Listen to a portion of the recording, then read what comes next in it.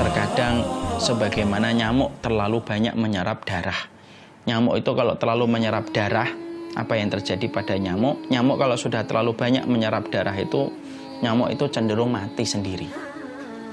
Coba perhatikan nyamuk kalau nyedot darah kita terlalu banyak, maka dia akan mati sendiri. Kenapa Allah menyerupakan dunia dengan nyamuk? Karena terkadang dunia itu kalau terlalu kebanyakan, justru dunia itu akan mematikan kita. Nah, makanya disitulah kita akhirnya paham.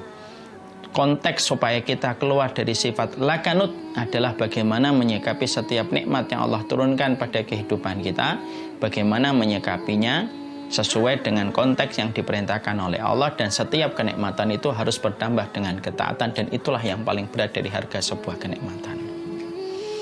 Nah, jangan dikira orang yang kemudian mereka mendapatkan kenikmatan maka hanya bersenang-senang. Yang pertama, ketaatannya akan ditunggu sama Allah menjadi lebih besar daripada orang yang tidak diberikan kenikmatan.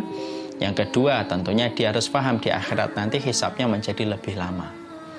Makanya maaf ya, yang luar biasa itu dulu para sahabat Nabi yang miskin, tidaklah mereka iri kepada sahabat yang kaya raya, bukan karena kuda mereka yang banyak, bukan karena rumah mereka yang lebih besar. Tapi sahabat yang miskin iri kepada sahabat yang kaya karena sahabat kaya itu mereka mempergunakan hartanya di jalan Allah. Nyumbang untuk jihad, nyumbang untuk dakwahnya Rasulullah, sering membantu Rasulullah. Yang mana ketika mereka miskin tidak bisa melakukan itu. Makanya sampai Nabi menghibur mereka, bukankah tasbih itu sedekah, bukankah kamu mendatangi istrimu itu adalah sedekah, untuk menghibur kalangan fakir miskin di antara para sahabat. Yang membuat saya kagum dengan hadis ini itu apa? Iri hatinya sahabat yang miskin kepada sahabat yang kaya bukan karena fasilitas hidupnya, tapi irinya sahabat yang miskin kepada sahabat yang kaya karena sahabat yang kaya mempergunakan hartanya di jalan Allah. Itu kalau bukan masyarakat Robbani itu tidak akan terbentuk semacam itu. Nah, makanya disitulah kita akhirnya memahami setiap bertambah kenikmatan, yang tidak bertambah ketaatan kita kepada Allah akan berubah menjadi musibah. Makanya Allah itu ketika mengalirkan begitu banyak kenikmatan, di situ ada konsekuensi yang besar. Ada sebuah ketaatan yang harus bertambah lebih besar daripada nikmat yang sudah Allah besarkan untuk dia. Nah, saya pernah mendapatkan konsultasi salah satu jamaah. Ada salah satu jamaah itu bercerita sendiri bahwasanya dia punya perusahaan. Ya, beliau memiliki perusahaan. Perusahaan tersebut kemudian Masya Allah asalnya perusahaan kecil. Ya, lama-lama membesar, lama-lama membesar, lama-lama membesar gitu. Dan ketika membesar justru bermacam-macam masalah itu datang bertubi-tubi kepada keluarga ini. Ya, sampai sang istri akhirnya dan suami itu berkata gitu. Dulu ketika kami perusahaannya kecil itu Ustadz, kelihatannya kehidupan kami baik-baik aja. Tapi ketika perusahaan kami besar, Masya Allah gitu, banyak sekali yang akhirnya berubah dari kehidupan kami. Kalaulah bukan karena ujian yang datang pada perusahaan kami, tentunya kami akan terus melupakan dan melalaikan kewajiban kami kepada Allah. Terus ada kata-kata yang beliau sampaikan, rindu rasanya dulu ketika kami belum memiliki perusahaan gitu. Ketika kami mampu untuk bangun malam dengan mudah, tanpa rasa khawatir besok pagi akan meeting ini, meeting itu. Ketika kami bersedekah tanpa kami mengkhawatirkan investasi-investasi kami gitu. Dan kelihatannya hidup kami menjadi lebih ringan pada saat itu. Masya Allah ya. Saya ketika mendapati kisah itu mikir, Masya Allah ya. Kadang-kadang Allah itu memberikan kepada kita sedikit harta dan sederhana harta, karena pada dasarnya sederhana harta itu justru membuat kita dekat dengan Allah. Tapi justru hakikatnya kadang-kadang Allah itu menjadikan orang banyak harta tetapi dia lupa kepada Allah. Semoga di antara kita yang sedang dilapangkan hartanya menjadi orang yang lebih banyak berkomitmen pada kesyukuran dia dengan ketaatan yang bertambah, jauh lebih, harusnya lebih bertambah daripada orang yang tidak diberikan harta, karena nikmat yang diberikan bertambah wajib disertai dengan ketaatan yang bertambah. Dan itulah kaidah yang sudah disampaikan di dalam agama. Yang kedua, ketika kita tidak ingin menjadi pribadi lakanut, ketika mensyukuri nikmat itu apa yang kedua? Yaitu adalah yang kedua, ketika kita ingin betul-betul terlepas dari lakanut itu, maka sikapilah setiap nikmat yang Allah berikan kepada kita untuk pandai berterima kasih. Kalau dia seorang wanita, pandailah berterima kasih kepada suaminya yang telah memberikan kenikmatan itu melalui perantara suaminya. Makanya sesungguhnya Allah tidak membutuhkan syukurnya seorang istri ketika dia tidak pandai berterima kasih kepada suaminya, padahal dia tidak bisa lepas dari bantuan suaminya. Karena keridhaan suami merupakan perkara besar, dan sesungguhnya keridhaan suami itulah yang menjadikan kesyukuran manusia itu akan diterima oleh Allah. Kalau dia seorang laki-laki, sesungguhnya syukurnya dia kepada Allah tidak akan diterima kecuali sampai dia berterima kasih kepada ibu dan bapaknya, sebagaimana dalam surat Luqman 14. Jadi kalau orang betul-betul pengen keluar dari sifat lakanut, ketika yang pertama tadi menyikapi dari hatinya, kemudian beramal dan melakukan ketaatan yang lebih besar setelah bertambahnya kenikmatan. Yang kedua, pandai berterima kasih kepada manusia-manusia yang menjadi wasilah kebaikan hidupnya. Kalau dia seorang istri, maka pandailah untuk membalas kebaikan suami. Kalau dia seorang anak laki-laki, pandai-pandailah berterima kasih kepada ibu dan bapaknya. Pintu langit itu akan tertutup bagi wanita walaupun dia ahli ibadah, tetapi dia tidak pandai berterima kasih atas kebaikan yang telah diberikan oleh suaminya.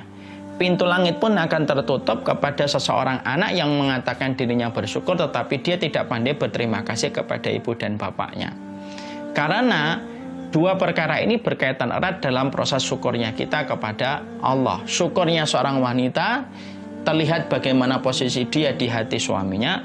Syukurnya seorang anak laki-laki tergantung bagaimana posisi dia di hati orang tuanya. Baru itu kemudian akan menjadikan syukur itu akan menjadi syukur yang menyikapi kenikmatan. Yang ketiga, apa yang harus dilakukan? Yang ketiga adalah berterima kasih, bersyukur atas nikmat kepada orang yang pernah memberikan kenikmatan kepada kita. Ya. Man lam yashkurin nas lam yashkurillah. Siapapun yang mampu bersyukur kepada manusia yang pernah berbuat baik kepadanya, maka dia akan memberikan syukur kepada Allah. Barang siapa orang yang tidak pandai berterima kasih kepada manusia, maka sesungguhnya dia tidak pandai bersyukur kepada Allah. Artinya, ingat siapa orang yang pernah memberikan kebaikan kepada kehidupan kita. Ingat kepada orang yang pernah memberikan jasa dalam kehidupan kita. Ingat jasa mereka, balas kebaikan mereka. Karena membalas kebaikan orang yang sudah pernah memberikan kebaikan kepada kita itu salah satu indikator syukurnya kita kepada Allah.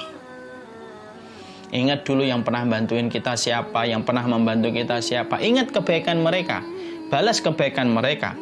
Karena apa?